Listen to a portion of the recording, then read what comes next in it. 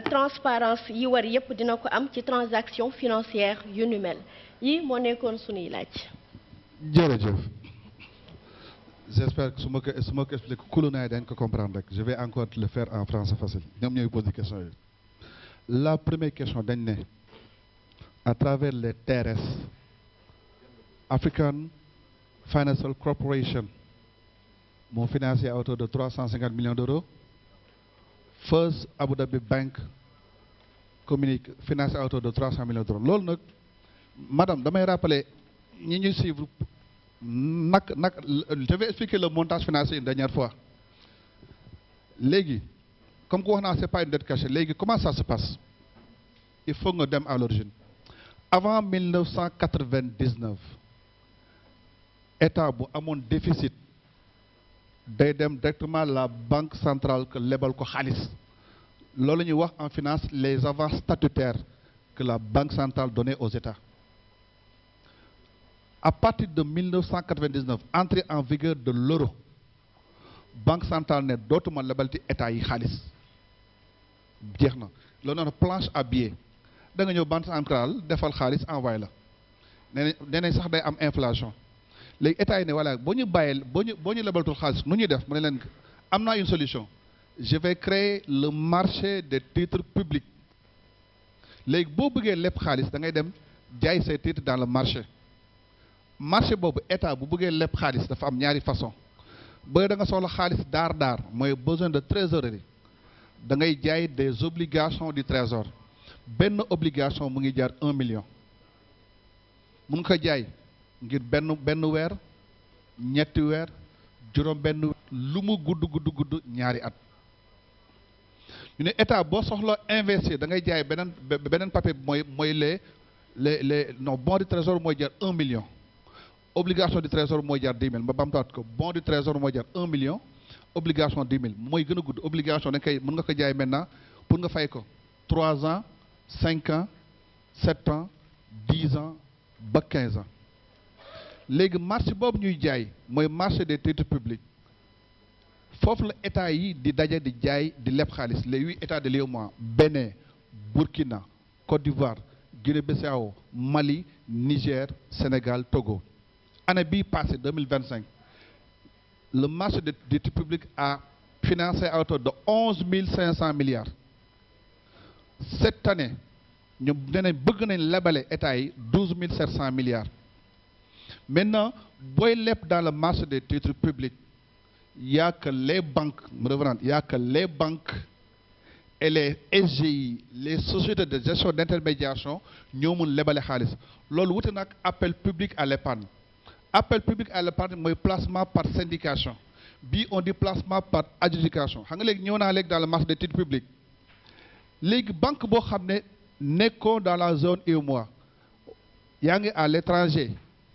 nga bëgg investir dans le marché des titres publics wax naa leen ñun mënuñu dem dans le marché des eurobonds ñu ne léegi African Finance Corporation ak Abu Dhabi First Bank da ngeen bëgg jënd suñu obligation léegi ni ngeen di def bu dee da nga yor dollar da ngeen convertir dollar yi en franc CFA ñëw jënd suñu obligation bu ma lay fay bu ma lay fay intérêt bi su ma la ko fay en franc CFA nga convertir loolu mooy swap de change. Swap mooy échange loolu mooy swap de change de manière transparente ces deux banques sont venues faire un swap de change jënd ay obligations ñu leen di fay intérêt soo duggee dans la LFI 2026 à la page 76 da ngeen ñu def TRS FAB total return swap FAB mooy First Abu Dhabi Bank Sénégal wala leen fay intérêt cette année 14,03 milliards. Donc voilà un peu l'origine des 650 milliards. Seulement c'est un montage financier boo xam ne dafa ngand boo xam ne mën a comprendre. Maintenant Financial Times wax ko Financial Afrique wax ko man j'ai ma petite idée li ñu wax c'est faux. Ça n'a pas été caché. Jox na leen deux références la LFI et le rapport économique et financier. Dans le rapport économique et financier à la page 39 bind nañ ko fa man dama jàpp depuis bi Sénégal décidé dafay dire sur l'homosexualité les lobbies sont contre nous là c'est mon avis personnel Financial Times da ko représente, Finance Afrique. Le Sénégal a décidé de durcir l'homosexualité. Pourtant, ONU bëggul ñu promulguer la loi. Récemment dégg ngeen benn ministre bu Wallonie Belgique ne moom damay téye sama xaalis parce que Sénégal moo ne dafay durcir homosexualité.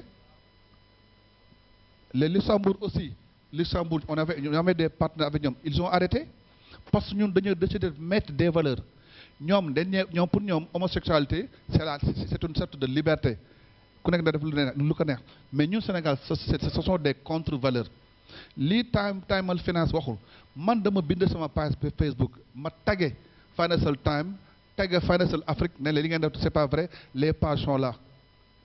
Donc il n'y a pas de dette cachée pour vous assurer. Donc du manque de transparence. En fait ñi di xalaat manque de transparence, c'est vrai que c'est un montage financier très, très complexe. Parce que finalement, dafa am des produits financiers. Dans le marché international, on dit on peut vendre des actions, on peut vendre des obligations, on peut vendre de la matière première, on peut même vendre une monnaie. Maintenant, dafa am beneen pàcc war finance mooy les produits dérivés. Les forward, les futurs, les options et les swaps. Puisque lii lu bees la, nit da koy lire du ko comprendre. Tey jii nit mën a lire TRS, FAB, la mooy TRS FAB. Su la nee maintenant on va faire une couverture, on va faire une swap de change, benn swap de change. Nit mën na ko lire du ko comprendre, mais boo comprendre nga ne y a pas de transparence. Malheureusement, c'est des termes financiers. Donc boobu mooy manque de transparence. Je pense qu'elle a posé la question sur la restructuration. Voilà. Pas encore. Ben mooy maintenant mécanisme de contrôle. Celui qui contrôle l'État, c'est l'Assemblée nationale. L'Assemblée nationale vote des lois. L'Assemblée nationale contrôle l'action du gouvernement. À la fin de chaque année budgétaire, on fait le rapport d'exécution de la loi des finances. Ñu xool li ñu autorisé dans la LFI wala dans la LFR wala même dans la loi de règlement. Maintenant, le rapport de l'exécution de la loi des finances day contrôler. Donc le contrôle est là. Amul benn dette cachée, amul dette dissimulée, amul absolument rien. Seulement c'est le montage financier moo xajul seen bopp yi rek. Bon, pour ñu nekk Sénégal, mais ñu nekk Financial Times, Finance Afrique, c'est des manipulateurs. Et je ne sais pas qu'est-ce qu'il y a derrière. Merci beaucoup, Monsieur le Directeur Général. Nous allons maintenant aborder notre tout dernier sujet, axé sur les réformes et la gouvernance.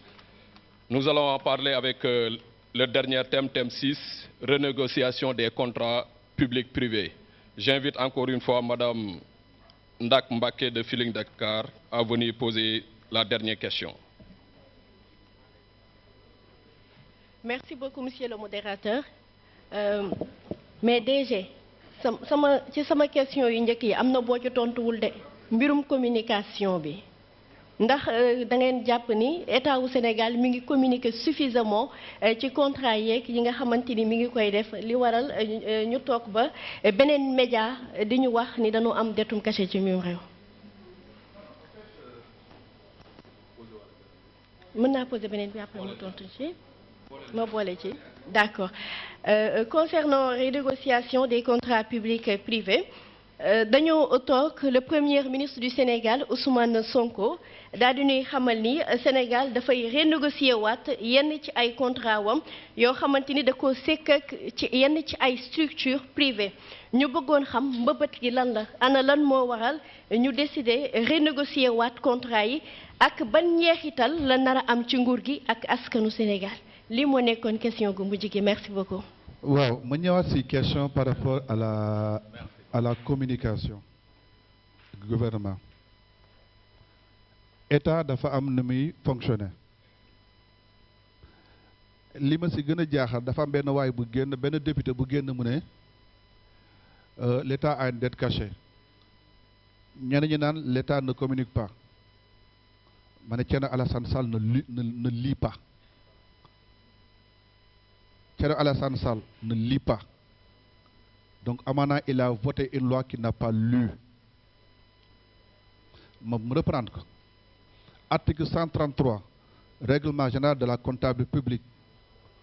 Aucune dette de l'État ne peut être contractée sous forme de souscription, sous forme d'emprunt, sous forme d'engagement sans l'autorisation de l'Assemblée nationale. Te boo duggee la loi des finances dañ ne pour l'année 2025 ou l'année 2026, le ministre chargé des Finances est autorisé à emprunter à hauteur de 4 500 milliards, 5 700 milliards au nom de l'État du Sénégal. Les emprunts peuvent être sur le marché intérieur, sur le marché extérieur, auprès des États. Mais Lolo, on l'a écrit noir sur blanc. Est-ce que tu peux venir nous dire que l'État du Sénégal ne communique pas? Maintenant, les gens qui veulent manipuler, ce qu'ils disent, on ne communique pas. Maintenant, vous avez une autorisation, mais le reste, c'est le ministère des Finances de renégocier. Dans la loi des finances, il y a deux parties. Le tableau des opérations budgétaires, la différence entre les recettes et les dépenses, nous gagnons le déficit. Nous n'avons que 1245 milliards en 2026. Nous avons le tableau des opérations financières. Nous avons en dehors du déficit, les 1240 milliards, 45 milliards, l'État a fait l'amortissement de la dette 4307 milliards. Nous avons une fournisseur au Sénégal, l'État a 300 milliards. Nous avons OPEX, opération extérieure de l'armée. L'armée en dehors, il faut financer autour de 50 milliards. Avec emprunt rétrocédé des structures qui ont emprunté au nom de l'État, nous avons 6075 milliards. L'État a emprunté, en pont programme, en pont projet et le marché financier. Mais on l'a mis dans la LFI. Mais nous, il faut le dire publiquement. Quelque chose qu'on a mis dans la LFI. Si tu tapes ce téléphone, LFI 2020, on l'a plus, mais tu ne lis pas. C'est ça la différence. On l'a écrit dans la LFI, on l'a écrit dans le rapport économique et financier. Et le document est rendu publiquement. Maintenant, il y a un document c'est public. Téléchargez woko, lire woko, l'État ne communique pas assez. Là, la télé Sénégal, le monde évolue. On est dans la communication digitale. Donc la communication, l'État communique. Mais par contre, quand l'État signe des contrats avec des banques, avec des gestions, mais ce n'est pas tous les contrats qu'on met sur la place publique. Pas du tout. Donc là aussi, pour répondre à votre question, l'État a rendu public l'ensemble des documents. Maintenant, la deuxième question, avant de aussi, pourquoi le Sénégal a restructuré la dette? Le Sénégal a fait bagn de ses souffles. Mais je ne vais pas restructurer ma dette parce que je suis déjà dans la gestion active de la dette. La restructuration de la dette, comme nit ku feebar ba teud mënolo sa bop dara sa njabot jël la yóbbu la hôpital yóbbu la salle d'urgence yóbbu la salle d'opération ne kii bokk opéru léegi dafay dee même bu opération bi réussir di nga bàyyi sew ay séquelles loolu mooy la restructuration. La gestion active mooy koo xam ne tu es en bonne santé nga yeew jël sa oto dem seet sa médecin def sa bilan pour être beaucoup plus en bonne santé. Mais la restructuration, on ne le décrète pas. La femme est déclenchée. De ce déclenché, c'est la. Moi, heure fay, jot fayo, nous sommes en défaut de paiement. Le Sénégal, le 13 mars, on dit que le Sénégal est en défaut, c'est fini. Moi, la position éthique. Je fay le président Birame Khoudiolo 13 millions au 13 mars. Le 1er mars, je suis le président Kat Warana le fait, mais je ne le fait pas. La position éthique. Il y a un outil qui est FMI à la Banque mondiale, c'est l'analyse de la viabilité de la dette. Il y a calculé, est-ce que tu as un surendettement élevé, modéré ou faible? Mais il y a au Sénégal. Il n'y avait aucune raison de faire la restructuration de la dette. Le matin, député dans l'État du Sénégal. Maintenant, buñ ko defoon lan mooy xew da nga koy def gars yi ne ah tënk nga sa bopp léegi dañ la tëjal marché yëpp on ferme tous les marchés première conséquence fooy lebee 10% ñoo lebal 15-20%. Deuxièmement, si la restructuration dafa toucher le secteur bancaire askan bi dee banque da lay fonctionner da ngay déposer sa xaalis ñu dem lebal ko keneen kooku fayul. Finalement, banque yi a un problème. Je vais vous donner une preuve pour l'air. Vous voyez, banque 14 heures à 14 heures, si tous les clients des banques se présenter à la banque di jël seen xaalis la banque va faire faillite loolu mooy la notion de banque run. En 2018 la banque Lehman Brothers a fait faillite en une journée bi gars yi xamee ne am na crédit subprime gars yi daw di jël seen xaalis fekk banque da ngay déposé xaalis mu dem lebal ko keneen léegi booy leen lebal xaalis bi état fayul client bi ñëw bëgg jël xaalis ñu nekk xaalis bi que état lañ ko lebal état fay ñu loolu day indi problème dans le secteur bancaire. ñetteel bi mais da lay yóbbu ajustement structurel munoo fay maa lay commandé man Birame Khoudia Lo du ma amel 15 millions war ma fay ne ma fayuma ma dem fekk Birame Khoudia Lo kër muy taal ay clim di lekk ay ginaar di aj tànk dama kaa non Birame non arrêté bàyyi saan clim bi dindi ko amoo loo ma fay noonu la mel la donc loolu mooy ajustement structurel dama naan Birame Khoudia Lo mënoo ma amel 15 millions di tëdd si ay clim di naan ndox mu sedd lekk ginaar dama naan léegi dindi frigo bi nga teg ndaa dindi clim bi ngay jël ëppukaay mais c'est ce qui est passé au Sénégal dans les politiques d'ajustement structurel. Ils ont tué notre éducation dax ay fonctionnaires yàq suñu agriculture loolu moo doon la nekk troisième conséquence. Quatrième conséquence, la restructuration ça dure longtemps da ngay négocier 3 catégories de ñi lay lebal xaalis ñi si njëkk mooy la dette bilatérale état yi soit nga dem état bu nekk di négocier wala état dajaloo Club de Paris wala G8 wala G20 gars yi nag ne la voilà mun naa négocier ak yow de mais sa port bee dama koy jox loo si man ne la man mun naa la baal bor bi mais en compte da nga may jox sa port bi kii ne waaw mun naa la bàyyi bor mais dama jox sa aéroport la dette bilatérale. La dette multilatérale mooy FMI Banque mondiale ñoom aussi dañ leen tëggal ay programme di la financer loo ay programme yoo xam ne du sa intérêt yow parce que FMI bu lay lebal xaalis da lay njëkk a poser benn programme par rapport à sa vision mais bu dee programme boobu nag jotoo la dak yow vision bi nga am mais loolu moo ñu dal dans les années 80 bii gën a garaaw nag mooy les eurobonds xam nga eurobond xamoo ñan nga lebal des centaines de milliers de personnes à travers le monde léegi kan ngay waxtaanal souvent dañ la naan kat man amel naa la 1000 francs je suis en défaut mënuma la fay 1000 francs ñaata ñu ne defal haircut mooy ñaata nga mën fay léegi bu dee 1000 francs 400 laa la mën fay ma ne je fais un haircut loolu mooy terme en anglais haircut de 600 mooy 600 yi mënuma la ko fay si 1000 francs 400 laa la mën fay léegi gars yi def clause d'action collective waxtaane est-ce que mën nañ ko def ou pas foofu nag dafa am ay kuréel yu ñu tuddee des fonds vautours ñoom ñoo dugg si marché bi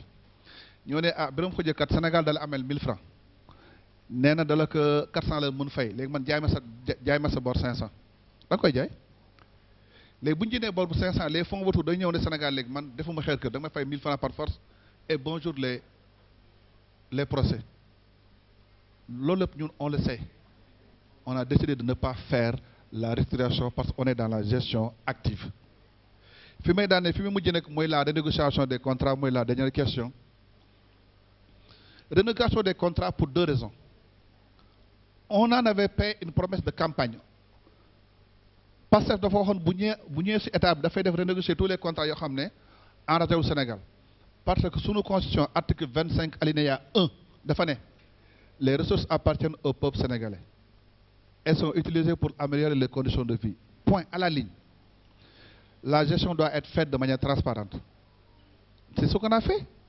la renégociation c'est des actions de bonne gouvernance c'est des actions de transparence c'est des actions de priorité du Sénégal on l'a fait contre aucune institution aucun investisseur et aucun partenaire pour terminer de manière 10 restructurations renégociations les ICS les cimenteries les mines et carrières l'électrification rurale Yaakaar Teranga GTA les infrastructures universitaires éducation nationale formation professionnelle ak terme sud loolu ça a permis au Sénégal de mobiliser beaucoup d'argent parce que quand on négocie un contrat on fait l'audit des clauses juridiques et des clauses économiques parce que quand on signe un contrat avec un mine wala contrat pétrole Sénégal dafa am le code pétrolier am le code minier dañuy xooli maintenant contrat bi nga signé est-ce que dafa conforme avec le code pétrolier et code minier bu amul si conforme ñu dindi ko audit économique mooy yow est-ce que économiquement li nga signé enregistré na Sénégal mais bu audit économique étude juridique bi baaxul